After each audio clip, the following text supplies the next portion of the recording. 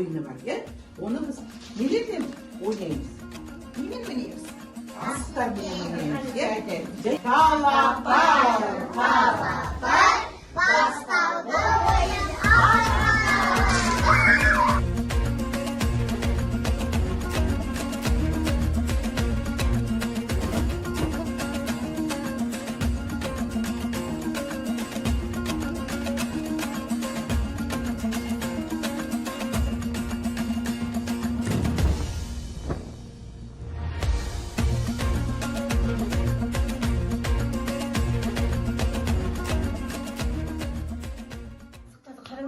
мынау бізде сиырдың асығы, бұл сиырдың 1 жасар сиырдан шыққан, желгенен шыққан асық, бұл сиырды.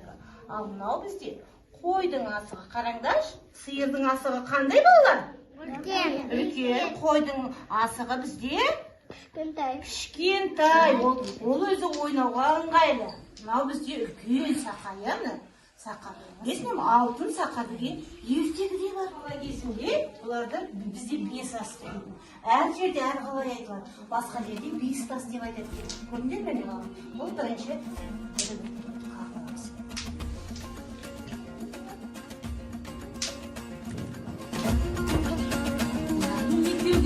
бұл жерде біз санау топта да ойнап жүрміз ғой, көрсетіп жүрміз. Үшеуін аламыз, одан кейін міне 4-еу.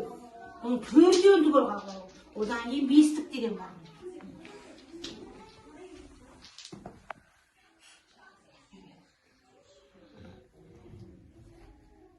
Ал соңғысын тоқтамай ойынан шығып қалды. Енді ол үшін 5-еуімізге қалып, бұл ұпай саны қанша болатын белгілеме. 50 ұпай бар екен балалар. Әр асық 10 ұпайды